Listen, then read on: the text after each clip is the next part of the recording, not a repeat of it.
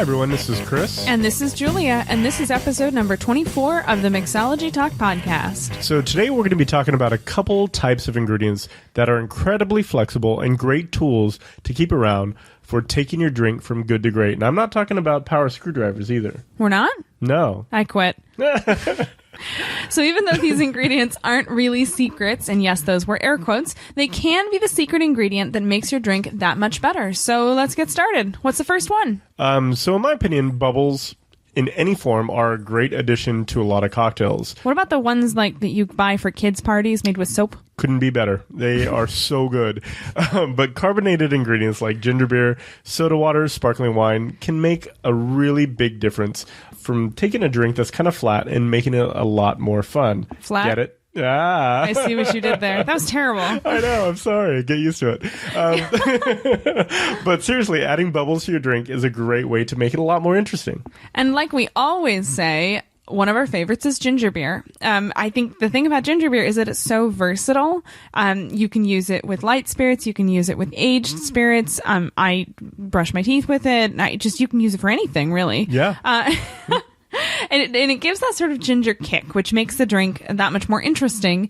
And it just gives it a lot more oomph, for lack of a better word. Mm-hmm. Depending on the brand, ginger beer can be kind of anywhere on the spectrum of sweetness, though. So definitely keep that in mind. You probably want to taste your ginger beer before you use it in a drink, just so you know where it's going to be and you can adjust your cocktail accordingly. Right. So another really good option is sparkling wine. It's a great way to add kind of a festive touch to cocktails. And I remember in my past, one of the cocktails I made was a mojito, and I took out some of the soda water and replaced it with sparkling wine, and it made a lot of kind of interesting flavors in there, and it made everything a lot more special for the guests. They're like, oh, this is a fancy mojito, and the only thing I did was substitute out one ingredient. So that sounds amazing, though. Yeah, it was really refreshing and kind of added a whole kind of grape component to it. Mm-hmm. And you charged like $5 more, right? Oh, easily. Yeah, of course. Are you kidding me? There's champagne in there. That's fancy.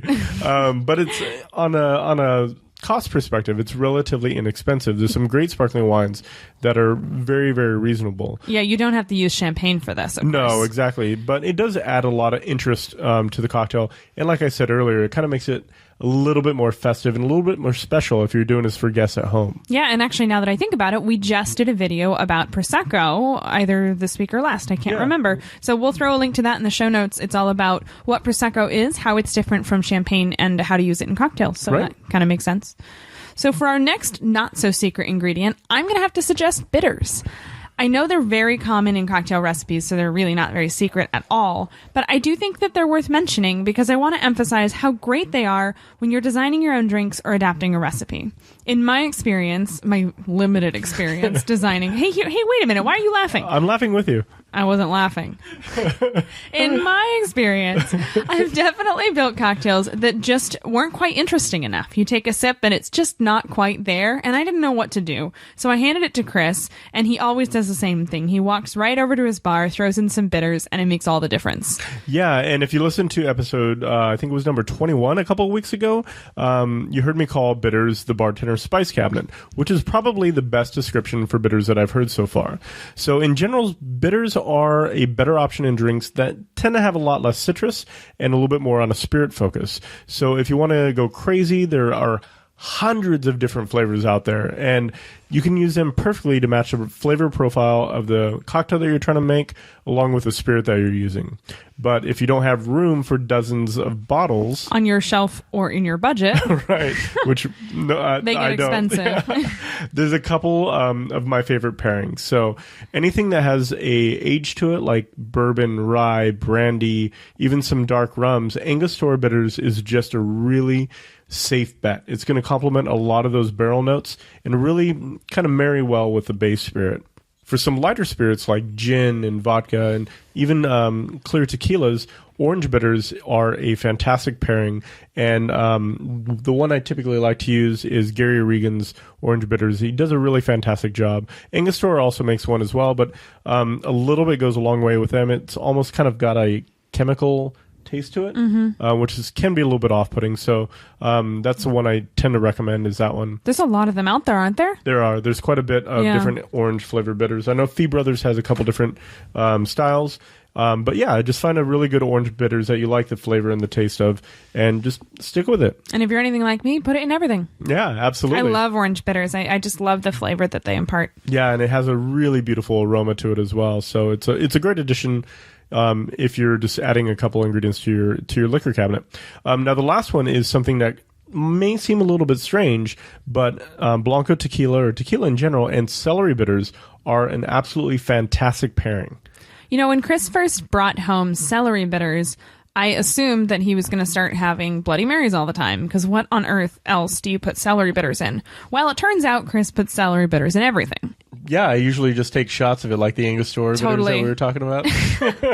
No, but it really surprised me because I thought it was really weird. I'd never even heard of celery bitters. And then he kept handing me cocktails that he was designing, and they would be so good, but I just couldn't figure out why. And over again, it was the celery bitters. I resent how he was right on this one. But it's one of those flavors that everybody's familiar with.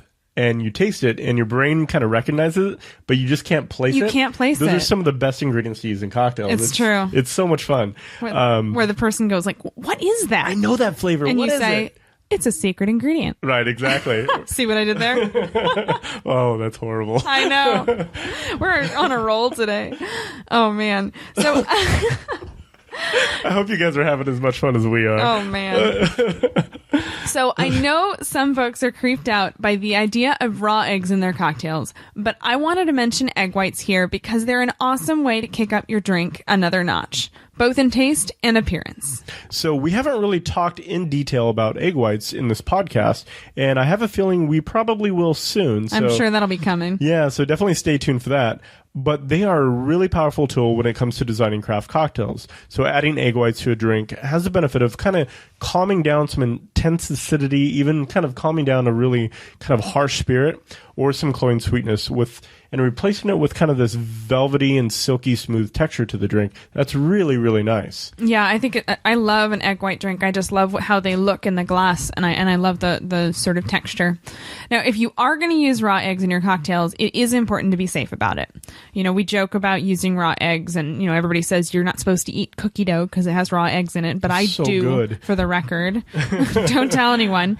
But there are a couple ways to make sure you're doing it safely. First of all, and most importantly, use very fresh eggs. Don't use that carton of eggs that you bought a couple weeks ago and it's in the back of your fridge because you just really want a cocktail. Don't risk it. It's not worth it. Right. Use really fresh eggs and keep the shells clean. I know, Chris, what's the solution that you use to wash your egg whites or your eggshells? You could do like just a really light water.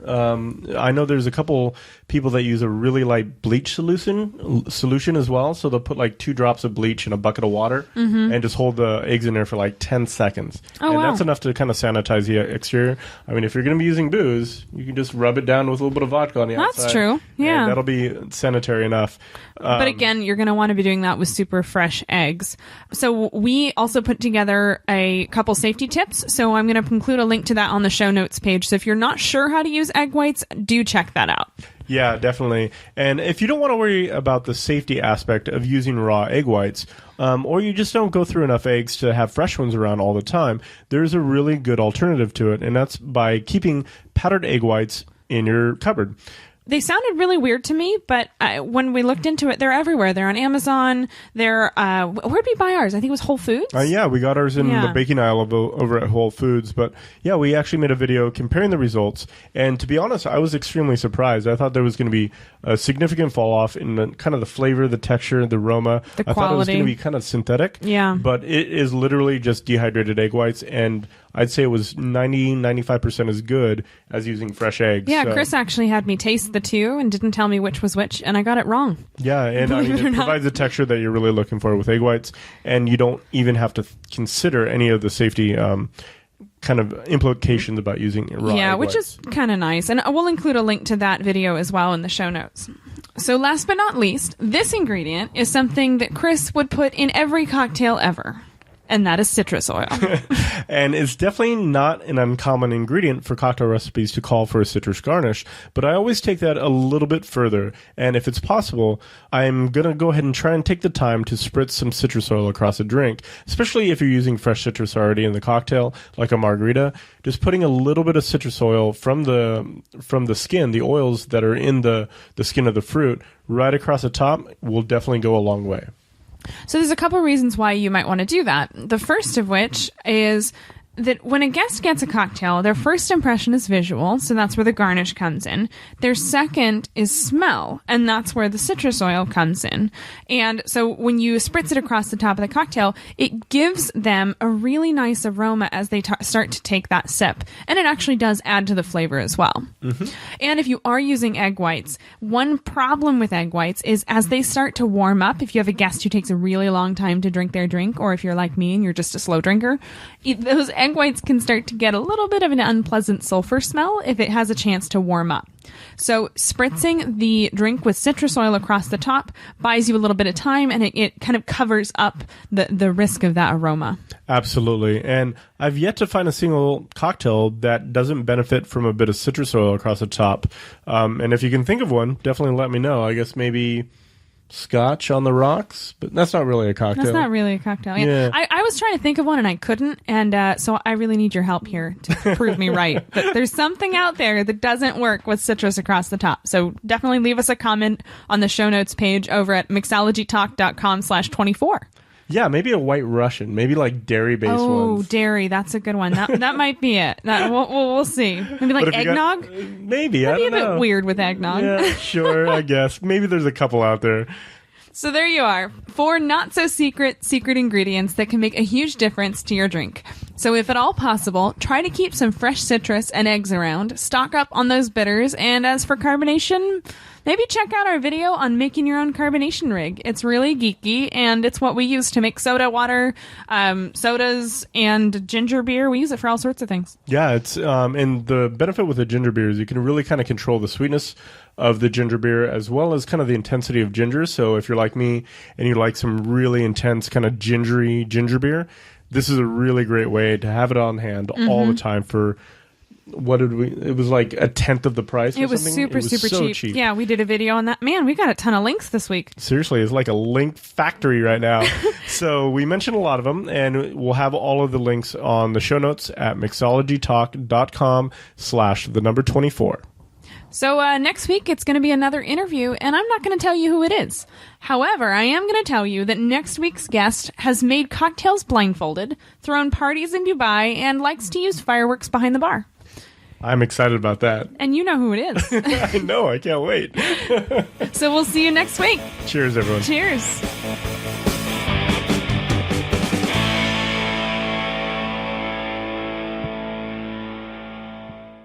Never miss an episode by subscribing in iTunes or YouTube. And as always, check out the show notes by clicking on the right.